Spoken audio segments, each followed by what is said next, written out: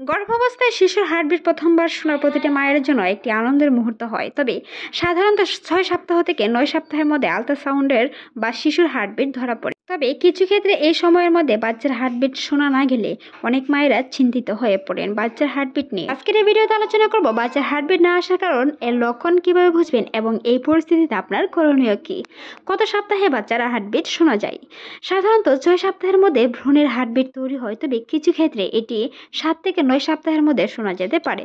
6 সপ্তাহ কিছু ক্ষেত্রে খুব দুর্বল হার্টবিট ধরা পড়তে পারে, তবে কিছু ক্ষেত্রে সেটি 7 থেকে 9 সপ্তাহের মধ্যে স্পষ্টভাবে শোনা যায়। সপ্তাহের পরে যদি বাচ্চার হার্টবিট না আসে, সেই হিসেবে ঝুঁকিপূর্ণ হতে পারে। বাচ্চার হার্টবিট না আসার প্রধান কারণ কিছু রয়েছে, তারই মধ্যে কিছু কারণ হচ্ছে ভ্রূণের স্বাভাবিক বৃদ্ধি হতে দেরি হওয়া, তাছাড়াও গর্ভধারণের সঠিক সময় হিসাব না মিললেও 6 সপ্তাহের মাধ্যমে পরিবর্তিত 7 থেকে 8 সপ্তাহে হার্টবিট আসতে পারে। বাচ্চার হার্টবিট না আসার আরও কিছু কারণের মধ্যে একটি কারণ হলো ইমপ্লান্টেশন দেরিতে হওয়া।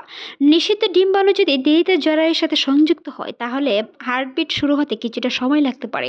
তবে ভ্রূণের ক্রোমোজোমে সংক্রান্ত ত্রুটি, জেনেটিক সমস্যা বা ক্লোজোমেন ত্রুটি থাকলে ভ্রূণের বিকাশ অনেক সময় দেরিতে আসতে পারে। তবে হরমোনের সমস্যার কারণেও প্রোজেস্টেরন কম থাকলে শিশুর স্বাভাবিক বিকাশ বাধাগ্রস্ত হতে পারে। কিছু কিছু ক্ষেত্রে যদি সেটি হার্টবিট একদমই না আসে, তবে যদি গর্ভপাত হয়, মায়েরা বুঝতে পারবেন মিডস মিসক্যারেজ। গর্ভপাত হলেও মা বুঝতে পারবেন না, যা মিডস মিসক্যারেজ নামে পরিচিত হয়ে থাকে। হঠাৎ করে আপনি কিভাবে বুঝেন বাচ্চার হার্টবিটটি না আসার লক্ষণ? তবে কিছু কিছু লক্ষণ অবশ্যই প্রকাশ পাবে। তারই মধ্যে কিছু লক্ষণের মধ্যে একটি হলো গর্ভকালীন উপসর্গ হঠাৎ কমে যাওয়া, বমি বমি ভাব, বুকে টান, স্তনের সংবেদনশীলতা কমে গেলে সতর্ক হতে হবে। তাছাড়াও অস্বাভাবিক রক্তকরণ, বাদামি রঙের স্রাব একটি ভ্রূণের সমস্যা নির্দেশন করতে পারে।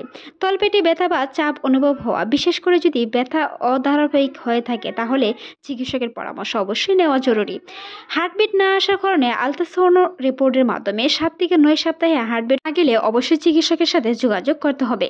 বাচ্চার হার্টবিট না আসলে সেই ক্ষেত্রে আপনার করণীয় কি?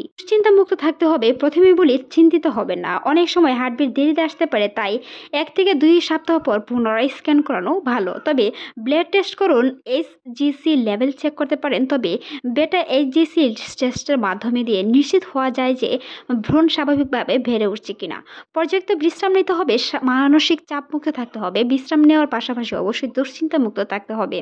অতিরিক্ত স্টোনস গর্ভের বিকাশের বিশেষভাবে বাধাগ্রস্ত করতে পারে, তাই সঠিক বিশ্রাম এবং পুষ্টিকর খাবার খাওয়া খুবই গুরুত্বপূর্ণ। পরামর্শ নিন চিকিৎসক। 9 সপ্তাহ বাচ্চার হার্টবিট না আসে, তাহলে অবশ্যই চিকিৎসকের প্রয়োজনীয় সিদ্ধান্ত নিতে হবে যেন আপনার বাচ্চাটি সুস্থ আছে কিনা। আল্ট্রাসাউন্ড রিপোর্টের মাধ্যমে পরবর্তীতে আল্ট্রাসাউন্ড করে সেটি নিশ্চিত হতে পারেন। মনে রাখবেন, প্রথমবার হার্টবিট কিছু হালকা আসলেও যদি শোনা না যায়, ভ্রূণের বিকাশের কারণে পরবর্তীতে সেটি ঠিক হয়ে যাবে। তাই পরবর্তীতে আল্ট্রাসাউন্ড রিপোর্টের মাধ্যমে দেখতে পারেন সন্তানের হার্টবিটটি ঠিক আছে কিনা।